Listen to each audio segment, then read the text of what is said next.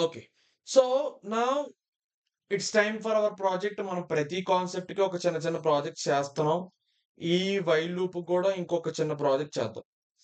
So, today మన project ఏంటి అంటే గెస్ మై నంబర్ అనేదన్నమాట మన ప్రాజెక్ట్ యొక్క పేరు. ఓకే. ఈ ప్రాజెక్ట్ చేసే ముందు ఒక చిన్న విషయం గురించి మాట్లాడుకుందాం ఒకసారి. ఇప్పుడు నేను ఒక చిన్న మాడ్యూల్ గురించి చెప్తాను. మీకు మాడ్యూల్ అంటే ఏంటి? అవన్నీ ఏంటో నేను మీకు ముందు ముందు క్లాసుల్లో చెప్తాను. ఇప్పుడేం ఆలోచించకండి. మీకు ముందు ముందు క్లాసుల్లో ఇంకా మీరే మీ సొంత మాడ్యూల్స్ ఎలా తయారు చేసుకోవచ్చు అవన్నీ మాట్లాడుకుందాం. అయితే ఇప్పుడు రాండమ్ అని చెప్పి ఒక మాడ్యూల్ ఉందన్నమాట బేసిక్‌గా. ఈ రాండమ్ అనే మాడ్యూల్ ఏంటి అంటే నార్మల్‌గా ఎవరో తయారు చేశారు. ప్రపంచంలో ఎవరో గాని పైథాన్‌లో దాన్ని తయారు చేశారు. తయారు చేసి మనందరికి ఇచ్చారన్నమాట. వాడుకోండి మీ ఇష్టం వచ్చినట్టు అని జెప్పి. అదెలా తయారు చేశారో ఏంటి అనేది మనం మాట్లాడుకుందాం. ముందు ముందు క్లాసుల్లో క్లాసెస్, ఊప్స్ అవన్నీ వచ్చిన తర్వాత మనం మాట్లాడుకుందాం. ఇప్పుడప్పుడే అవసరం లేదు. ఇప్పుడు మనం యాప్ స్టోర్‌లో గాని, ప్లే స్టోర్‌లో గాని ఏదైనా యాప్ ఉందనుకోండి ఫర్ ఎగ్జాంపుల్. ఆడెవడో తయారు చేస్తాడది. మనం ఏం చేస్తాం దాన్ని? ఇన్‌స్టాల్ చేసుకుంటాం గదా! ఇప్పుడు ఎవడో తయారు చేసిన యాప్‌ని మనం ఏం చేస్తాం? ఇన్‌స్టాల్ చేసుకుంటాం. అలాగే ఈ రాండమ్ మాడ్యూల్ అనేది కూడా ఎవడో తయారు చేసాడు. బయట ఎవడో మనకు కూడా తెలీదది. సో, ఆ రాండమ్ మాడ్యూల్ అనేది ఇప్పుడు మనం ఇన్‌స్టాల్ చేసుకోవాలి మన దగ్గర.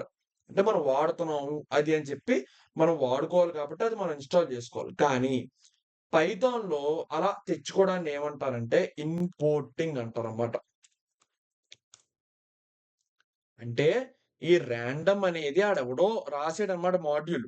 ఆ మాడ్యూల్ పేరు. మనం దీన్ని ఏం చేస్తున్నాం? ఇంపోర్ట్ చేసుకుంటున్నాం. అంటే నేను ఇది వాడుకోవాలనుకుంటున్నాను అని చెప్పి ఆ మాడ్యూల్ మనం తెచ్చుకుంటున్నాం అన్నమాట మన కంప్యూటర్‌లోకి. మన పైథాన్ ప్రోగ్రామ్‌లోకి తెచ్చుకుంటున్నాం. దాన్ని ఇంపోర్ట్ అంటాం. ఒకసారి రన్ చేస్తాం. ఇక్కడ ఇది ఎందుకు చెప్తున్నాను నేను? ఇక్కడ ఇది ఎందుకు చెప్తున్నారు సార్ మీరు ఎందుకు రాండమ్ అంటున్నారు, ఇంపోర్ట్ అంటున్నారు, మాడ్యూల్ అంటున్నారు ఎందుకు అంటే మీరు అవి ఏమి ఆలోచించకండి ప్రస్తుతానికి.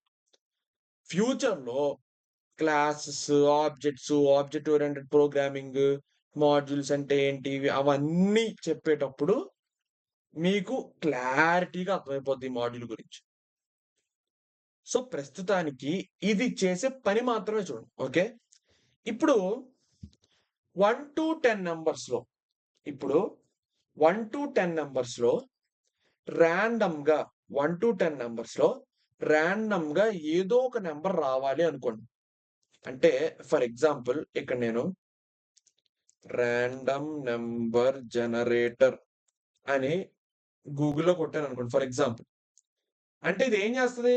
ఈ మినిమమ్ ఏ నంబర్ నుంచి ఈ నంబర్ దాకా మధ్యలో నేనిప్పుడు జనరేట్ అని చెప్పి క్లిక్ చేశాననుకోండి. ఒక నంబర్ వస్తది చూడండి. జనరేట్ అని క్లిక్ చేశాను 9 వచ్చింది. మళ్ళీ జనరేట్ 4 వచ్చింది. మళ్ళీ జనరేట్ 5 వచ్చింది. మళ్ళీ 3 వచ్చింది. అంటే లైన్‌గా రావాలి అవేం లేదు. రాండమ్‌గా ఏదో ఒక నంబర్ రావాలన్నమాట బేసిక్‌గా. సో, నేనిలా జనరేట్ క్లిక్ చేస్తున్నంత సేపు రాండమ్‌గా ఏదో ఒక నంబర్ వస్తూ ఉండాలన్నమాట. కానీ ఆ వచ్చిన నంబరు ఈ మినిమమ్ నుంచి మాక్సిమం మధ్యలోనే ఉండాలి. సో, 1-10 లోపు నంబర్స్‌లో రాండమ్‌గా నేనిప్పుడు జనరేటర్ నొక్కిన ప్రతిసారి రాండమ్‌గా ఏదో ఒక నంబర్ జనరేట్ చెయ్యని చెప్తున్నాం బేసికల్లీ. ఇప్పుడు ఇదే పైథాన్‌లో చేయొచ్చా అంటే చేయొచ్చు.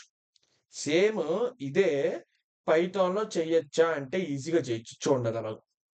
అది చేయడానికే మనం ఈ మాడ్యూల్ తెచ్చుకున్నాం అన్నమాట. ఇంపోర్ట్ చేసుకున్నాం బేసికల్లీ. ఓకే. ఇప్పుడది ఎలా చేయాలి సార్? సింపుల్. ఫస్ట్ రాండమ్ అని రాసి డాట్ ఇప్పుడు 1, 2, 3, 4, 5, 6, 7, 8, 9, 10 అలా వాటన్నిటిని ఏమంటాం? ఇంటిజర్‌లనే కదా అంటాం. నార్మల్‌గా మనం మాట్లాడుకుంటే బయట భాషలో. సో, వాటిని ఇంటీజర్స్ అంటాం. సో, ఏదైనా నంబర్ జనరేట్ అవ్వాలి అంటే రాండమ్‌గా మీరేం రాస్తారంటే రాండమ్ డాట్ రాండ్ ఇంట్. ఇప్పుడు ఇక్కడ ఈ డాట్ ఎందుకు పెట్టారు సార్? ఈ పక్కన ఇదెందుకు రాసారు సార్? అవేం ఆలోచించకండి. ఇవన్నీ మీకు ఆబ్జెక్ట్ ఓరియెంటెడ్ ప్రోగ్రామింగ్‌లోకొస్తాయి. అర్థమైందా? సో, ఇప్పుడప్పుడే ఆలోచించకండి. మీకేం కావాలిప్పుడు బేసిక్‌గా నేను కోడ్ రన్ చేసిన ప్రతిసారి రాండమ్‌గా ఒక నంబర్ జనరేట్ అవ్వాలి. మీకదే కావాలి. మీకదే దృష్టిలో ఉండాలి. మీకదే దృష్టిలో ఉండాలి. ఇంకేది దృష్టిలో ఉండకూడదు. ఓకే.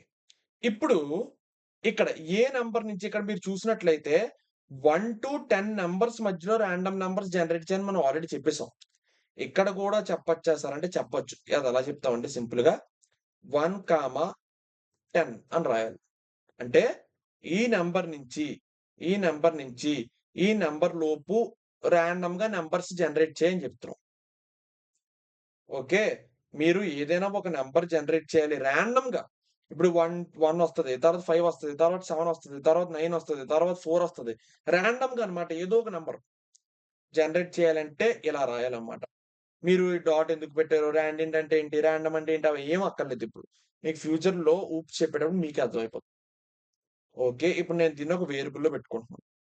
మై నంబర్ అని ఒక వేరియబుల్ క్రియేట్ చేసి ఆ వేరియబుల్‌లో పెట్టుకుంటున్నానన్నమాట. అంటే ఈ పర్టిక్యులర్ లైన్ ఏం చేస్తది అంటే ఒక రాండమ్ నంబర్ జనరేట్ చేస్తది. ఏ రేంజ్‌లో 1-10 లోపు ఏదో ఒక రాండమ్ నంబర్ జనరేట్ చేస్తది. అంటే 5 జనరేట్ చేసిందనుకోండి ఫర్ ఎగ్జాంపుల్. 5 వచ్చింది. 5 పిక్ చేసింది కళ్ళు మూసుకొని. ఆ 5 అనే నంబర్ ఈ వేరియబుల్‌లోకి వెళ్ళిపోద్దన్నమాట సింపుల్‌గా. అది మనం రాసిన కోడ్ యొక్క మీనింగ్. ఓకే. ఇప్పుడిక్కడ ప్రింట్ మై నంబర్ అని. ఓకే. సో, 1-10 లోపు ఏదో ఒక రాండమ్ నంబర్ జనరేట్ అవ్వాలి. ఆ జనరేట్ అయిన రాండమ్ నంబర్ ఈ వేరియబుల్‌లోకెళ్ళిపోవాలి. తర్వాత ఈ వేరియబుల్‌లో ఏదైతే నంబర్ ఉందో అది ప్రింట్ చేయాలి. అంతే. ఒకసారి చూడండి. రన్ చేస్తాను. ఒకసారి చూడండి. ఫస్ట్ ఇది రన్ చేసామా? ఒకసారి ఇది రన్ చేద్దాం. ఏమొచ్చింది? 8 వచ్చింది. ఇప్పుడు చూడండి. 1 వచ్చింది. 2 వచ్చింది. 1 వచ్చింది. 10 వచ్చింది. 7 వచ్చింది. 6 వచ్చింది.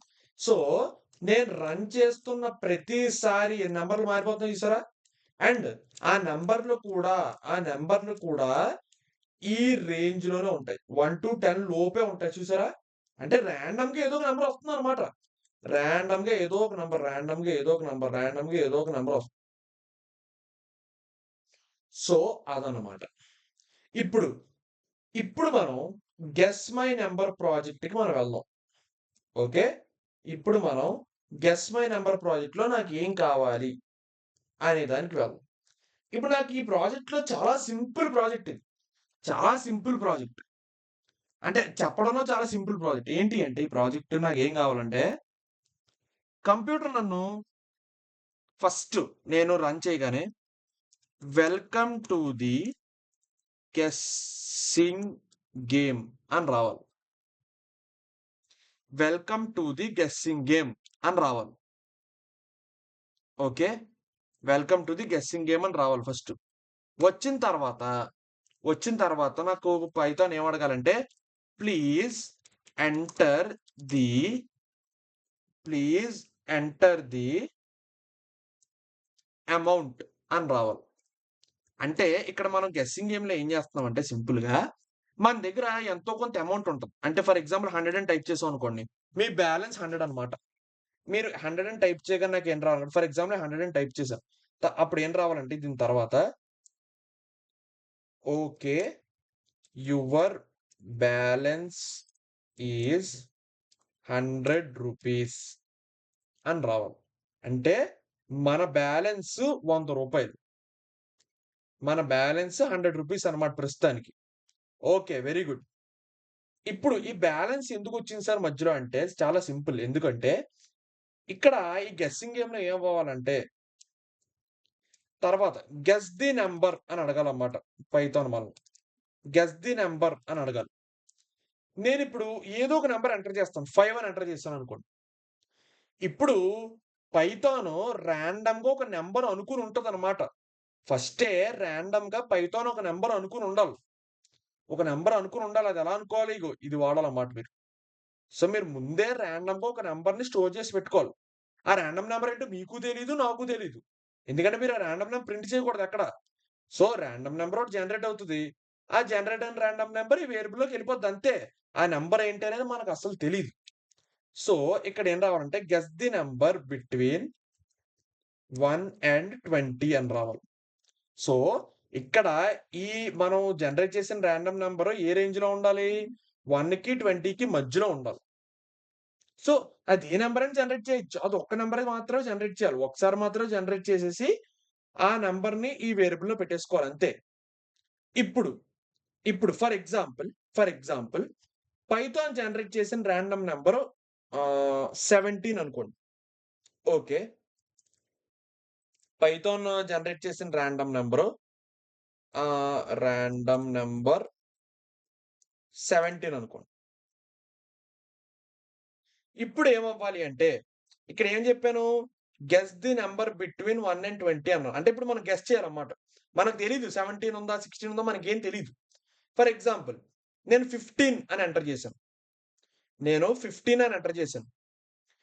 కరెక్ట్‌గా ఎంటర్ చేశానా? అంటే మీరు గెస్ చేసిన నంబరు ఇక్కడ రాండమ్‌గా జనరేట్ అయిన నంబరు ఒకటే అవ్వాలన్నమాట.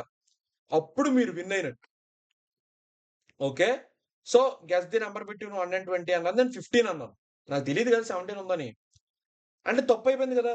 ఇప్పుడు ఏం ప్రింట్ అవ్వాలంటే నేను తప్పు చెప్పిన ప్రతిసారి sorry your guess is wrong. Please try again అని రావాలి. Sorry your guess is wrong. Please try again అని రావాలి. అనొచ్చి మళ్ళీ ఏమడగాలి? మళ్ళీ పైథాన్ ఏమడగాలి? సేమ్ ఇక్కడ ఏ క్వెషన్ ఉందో అదే క్వెషన్ అడగాలన్నమాట. మళ్ళీ మళ్ళీ ఇప్పుడు 18 ఎంటర్ చేశాను. మళ్ళీ తప్పిచ్చానా? ఓకే. మళ్ళీ ఇదే స్టేట్‌మెంట్ రావాలి. Sorry your guess is wrong అనొచ్చి, మళ్ళీ గెస్ ది నంబర్ అని అడగాలి. ఎందుకంటే మళ్ళీ ట్రై చేయమన్నది. మళ్ళీ గెస్ ది నంబర్ అని అడగాలి. సో, అలా ఈ గెస్ ది నంబర్ అని ఎప్పటిదాకా అడుగుతూ ఉండాలది? మనం ఇక్కడ కరెక్ట్ నంబర్ ఇచ్చేంత వరకు. అంటే ఇప్పుడు ఫర్ ఎగ్జాంపుల్ నేను 17 ఇచ్చేసాననుకోండి. గెస్ చేశాను కరెక్ట్‌గా 17 అని. సో, పైథాన్ జనరేట్ చేసిన రాండమ్ నంబరు, ఇక్కడ మనం అనుకున్న నంబర్, మనం ఇక్కడ ఎంటర్ చేసిన నంబర్ ఒకటే. సో, అక్కడితో గేమ్ ఎండ్ అయిపోవాలి. అక్కడితో గేమ్ ఎండ్ అయిపోవాలి. ఇంక మళ్ళీ అడగకూడదన్నమాట గెస్ ది నంబర్ అని చెప్పి. అక్కడితో గేమ్ ఎండ్ అయిపోవాలి. కానీ, ఇక్కడ మీకు గుర్తుంటే ప్లీజ్ ఎంటర్ ది అమౌంట్ అని స్టార్టింగ్‌లో ఒక అమౌంట్ ఎంటర్ చేసాం గుర్తుందా? సో, ఇక్కడ ఏమవ్వాలంటే మీరు ఎప్పుడైతే తప్పు గెస్ చెప్తారో, మీరెప్పుడైతే తప్పుడు గెస్‌లు చెప్తూ ఉంటారో, అప్పుడల్లా ఏమవ్వాలంటే మీ మీ ఇనీషియల్ బ్యాలెన్స్‌లోంచి మీరు ఎప్పుడు తప్పు చెప్పినా -10 అయిపోవాలన్నమాట. మీ ఇనీషియల్ బ్యాలెన్స్ నుంచి -10 అయిపోవాలి. ఇక్కడ తప్పు చెప్పాను -10 అయిపోయింది. ఇక్కడ కూడా తప్పే చెప్పాను. మళ్ళీ -10 అయిపోయింది. కానీ మీరు ఒకసారి కరెక్ట్ చెప్తారు కదా! ఎప్పుడో ఒకప్పుడు ఒకసారి కరెక్ట్ చెప్పారనుకోండి. ఇంక గేమ్ ఎండ్ అయిపోవాలి అక్కడితో. కానీ కరెక్ట్ చెప్పినప్పుడు మీకు +150 వస్తాయన్నమాట. మీకు కరెక్ట్ చెప్తే ఎంతొస్తాయి? +150 వస్తాయన్నమాట. ఓకే. గేమ్ ఎండ్ అయిపోయింది. మీరు ఎట్టకేలకి కరెక్ట్ చెప్పేసారు. అది ఎన్ని సార్లైనా కావచ్చు. 100 సార్లు, 1000 సార్లు నాకు సంబంధం లేదు. మీరు కరెక్ట్ నంబర్ ఎంటర్ చేసేంత వరకు అది guess the number, guess the number, guess the number అని చెప్పి అంటూనే ఉండాలి. మీరు కరెక్ట్ నంబర్ ఎంటర్ చేస్తే మాత్రమే గేమ్ ఎండ్ అవ్వాలి. అండ్ మీరు కరెక్ట్ నంబర్ ఎంటర్ చెయ్యనంత వరకు -10 అవుతూనే ఉండాలి మీ బ్యాలెన్స్ నుంచి. అంటే ఇక్కడ 100 - 10 90 అయిపోయింది బ్యాలెన్స్. మళ్ళీ -10 80 అయిపోయింది. కానీ ఇక్కడ చూడండి కరెక్ట్ నంబర్ ఇచ్చేసాను. థర్డ్ ట్రైలోనే నేను కరెక్ట్ నంబర్ ఇచ్చేసాను. అంటే నా దగ్గర ఇప్పుడు 80 ఉంది. ప్లస్ 150 ఎంత? రూ. 230 అన్నమాట నా ఫైనల్ బ్యాలెన్స్. అయితే గేమ్ ఎండ్ అయిపోయిన తర్వాత ఏం ప్రింట్ అవ్వాలంటే లాస్ట్‌లో గేమ్ ఎండ్ అయిపోయింది. మనం కరెక్ట్ నంబర్ ఇచ్చేసాం. అంతా అయిపోయింది అనుకుంటాం. లాస్ట్‌లో ఏం ప్రింట్ అవ్వాలంటే కంగ్రాచ్యులేషన్స్ అని చెప్పొచ్చి యువర్ ఫైనల్ బ్యాలెన్స్ ఈజ్ అని చెప్పి మన ఫైనల్ బ్యాలెన్స్ ఎంతైతే ఉందో అంటే తప్పు చెప్పినప్పుడు తగ్గిపోయి, కరెక్ట్ చెప్పినప్పుడు ఒకసారి 150 పాయింట్లు వచ్చేసి ఆ మొత్తం అన్నీ అయిన తర్వాత మన ఫైనల్ బ్యాలెన్స్ ఎంతుంది అనేది ఇక్కడ రావాలన్నమాట. యువర్ ఫైనల్ బ్యాలెన్స్ ఈజ్ అని చెప్పి అక్కడ రావాలి. అంటే నా ఫైనల్ బ్యాలెన్స్ ఇప్పుడు ఎంత? ఫస్ట్ రూ. 100 అన్నాను. రూ. 100 ఇనీషియల్‌గా బ్యాలెన్స్ ఏసుకున్నాను. తప్పు చెప్పాను ఫస్ట్ టైమ్. -10 అయిపోయింది. అంటే ఎంత అయిపోయింది నా బ్యాలెన్స్ ఇప్పుడు 90 అయిపోయింది. తర్వాత మళ్ళీ తప్పు చెప్పాను. మళ్ళీ -10 అయింది. 90 - 10 ఎంత? 80 అయిపోయింది. కానీ థర్డ్ టైమే నేను కరెక్ట్ చెప్పేసాను. ఏమో నేను గెస్ చేసాను కరెక్ట్ అయిపోయింది. ఇప్పుడు 80 అయిన బ్యాలెన్స్ ప్లస్ 150 ఎంత? 230 అంటే ఇప్పుడు నాకేం రావాలి? Congratulations your final balance is అని చెప్పి రూ. 230 అని రావాలి. అంతే. గేమ్ అక్కడితో ఎండ్ అయిపోద్ది. So, this is your project.